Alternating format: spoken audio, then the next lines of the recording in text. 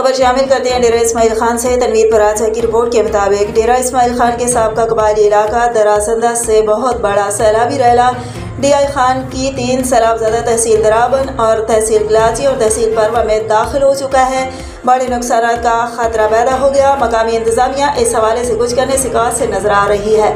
Deputy commissioner Nasrallah Khan को वफाकी हुकूमत ने मुतासरीन सैलाब की सही तरीके से मदद ना करने और इमदादी सामान मुतासरीन को बर वक्त ना पहुँचाने पर 3 रोज़ कबल ट्रांसफ़र कर दिया। ताहम नए डिप्टी कमिश्नर की ताहाल तकर्री नहीं हुई।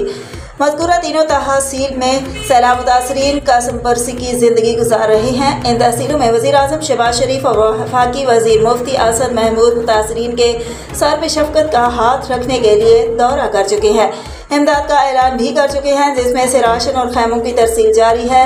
वज़ीर आला KPK महमूद खान, मकामी MNA साबिक़ वफाकी वज़ीर अली अमीन गंडापुर और उनके भाई सूबाई वज़ीर फैसल अमीन मज़कूरा तहसीलों में सिर्फ मुतासरीन की दिलजोई के लिए भी नहीं गए, जबकि दोनों भाई डेरा में मौजूद हैं। वज़ीर आज़म के गिरे हुए वजूदी नुकसानदेह मकानात के मालिकान के लिए ऐलान करदा रकम देने के लिए सर्वे भी तेज़ी से जारी है। शमाई किस्मत आज भी सारा दिन इन मुतासरा 3 तहसीलों में मूसलाधार बारिश जारी रही। मज़ीद नुकसानात का अंदेशा भी है और सैलाबी रैली के खौफ से भी लोग सहमे हुए हैं।